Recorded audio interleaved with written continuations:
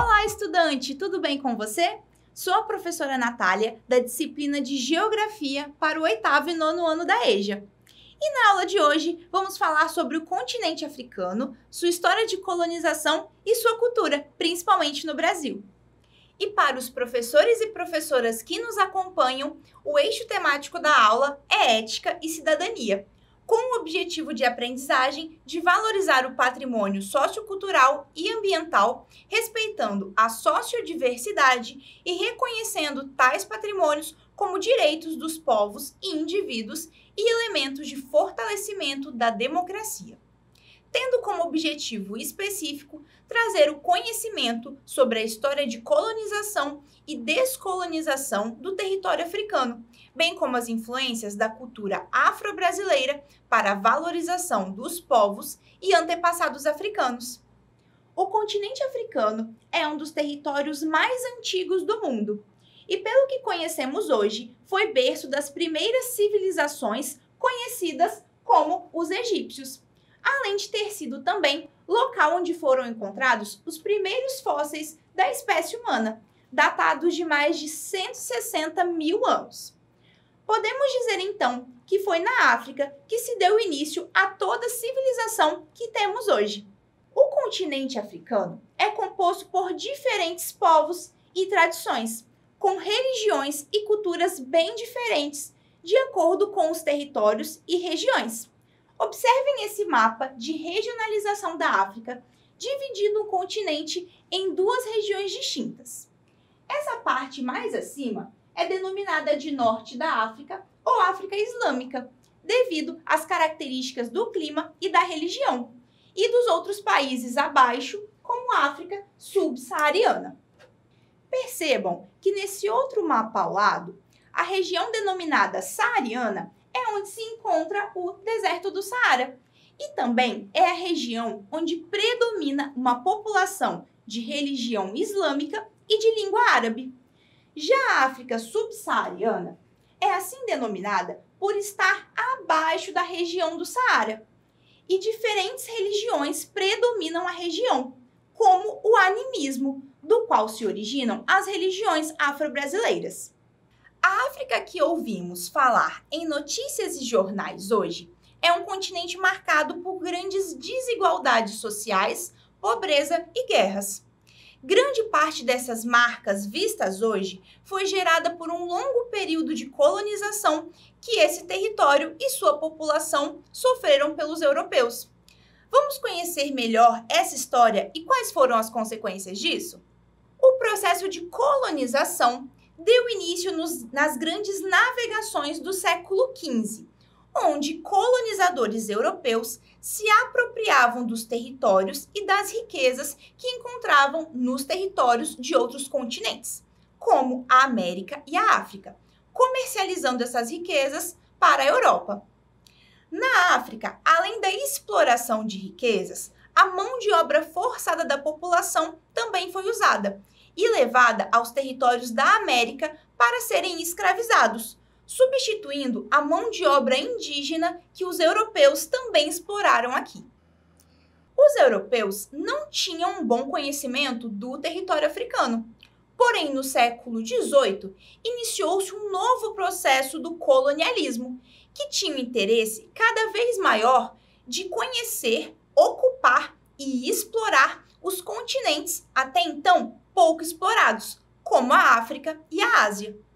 E como nesse mesmo período acontecia nos países europeus a Revolução Industrial, o interesse pela matéria-prima só aumentou sobre esses continentes.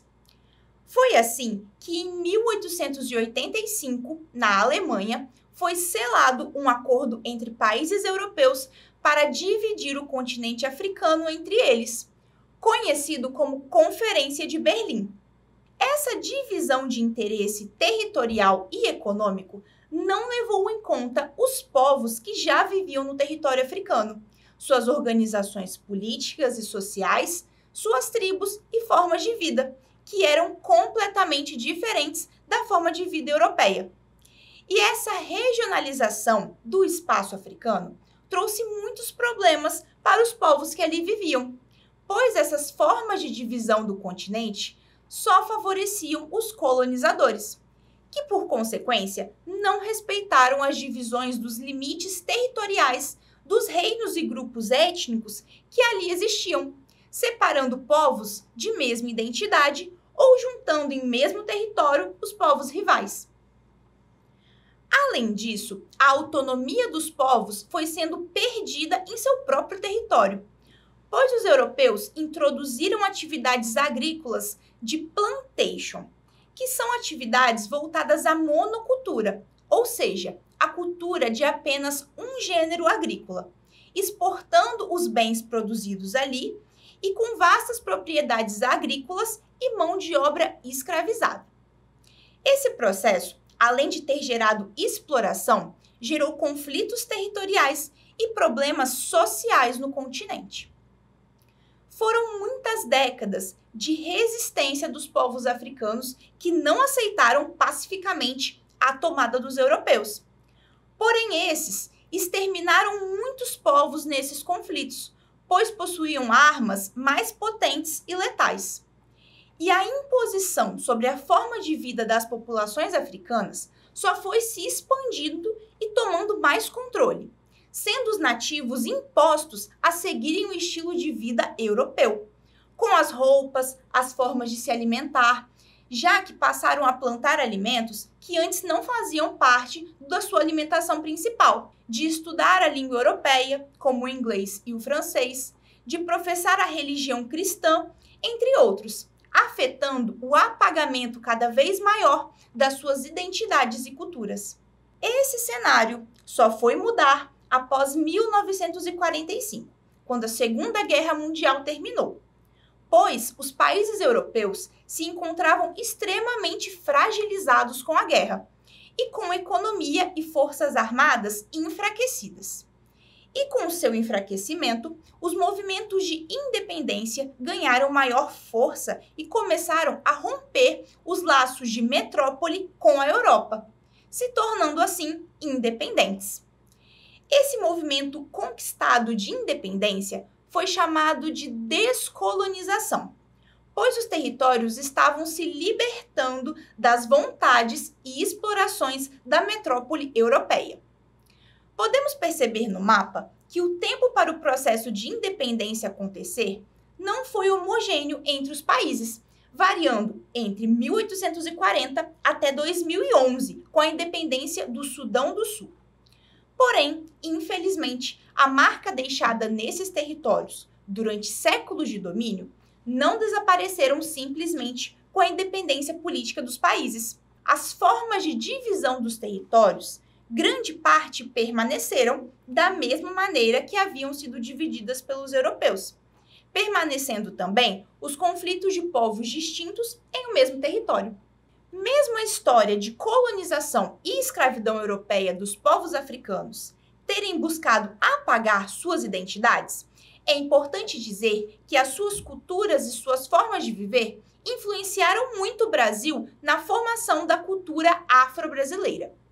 Essa influência começou desde a vinda dos primeiros tráficos negreiros no país, quando milhões de africanos foram forçados a sair de tribos e territórios e serem escravizados para os europeus nas Américas, no caso, no Brasil. Mesmo oriundos de um mesmo continente, os negros africanos apresentavam práticas culturais distintas, devido às suas diferentes regiões que habitavam, línguas e religião que pertenciam. A contribuição dos escravos para a sociedade brasileira foi além da econômica, pois contribuíram com suas práticas, costumes e seus rituais religiosos na sociedade, ajudando para uma formação cultural própria no país. Dois grupos se destacaram, os bantus e os sudaneses. Os bantus eram classificados devido à forma linguística de se comunicarem, vindos principalmente do Congo e de Moçambique. Já os sudaneses contribuíram para a formação de uma identidade afro-brasileira, já que muitas das suas práticas culturais estão presentes fortemente até hoje com o candomblé, prática religiosa dos escravos sudaneses. No Brasil, esses dois grupos se misturaram, resultando a uma sociedade e cultura única. Percebam que essa mistura entre estes povos africanos fomentou a construção de uma identidade própria cultural brasileira, a cultura afro-brasileira. Dessa forma, a influência africana foi sendo percebida em vários segmentos da sociedade da época, como na culinária, nas práticas religiosas, danças, dentre outros valores culturais que foram introduzidos, assim como palavras e expressões na língua portuguesa. Assistam agora um vídeo que irá contar sobre um patrimônio mundial de cultura e história negra africana, na cidade do Rio de Janeiro, e como as culturas e marcas africanas permaneceram se reinventando aqui no país.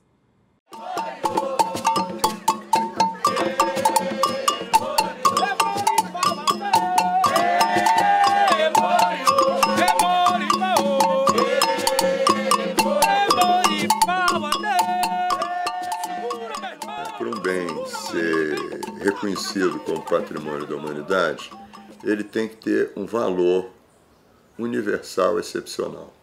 Então, o que é um valor universal excepcional? É alguma coisa que toda a humanidade considera importante e excepcional.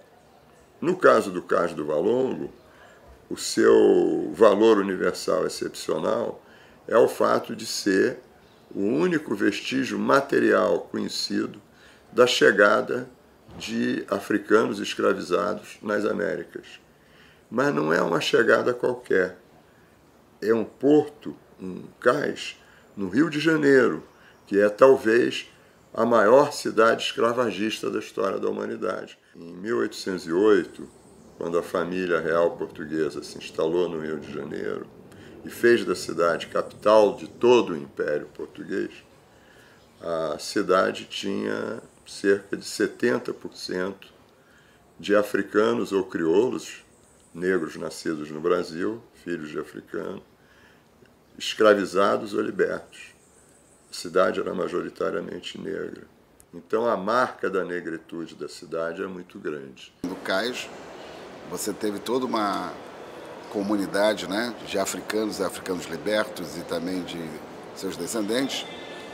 Então temos que observar que não é só o reconhecimento do cais da tragédia, né? Mas é o reconhecimento do legado civilizatório que os africanos contribuíram com a sociedade brasileira.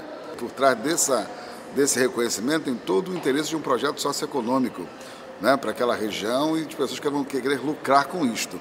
A comunidade quer muito mais do que isso. E tem que saber se ela vai ter força suficiente de se manter agente ativo na construção dos processos que vão se dar ali naquela região. É uma região, inclusive, que historicamente sempre expulsou os negros. Então, não é só trazer o turista para saber que ali era o cais, né? Mas é também falar dessa história que continua até os dias de hoje, lutando por justiça e por direito dessa imensa maioria da população afro-brasileira, que é metade da população brasileira, hoje a maioria já considerada, né? Que estão alijados, uma grande parte dela, dos seus direitos fundamentais.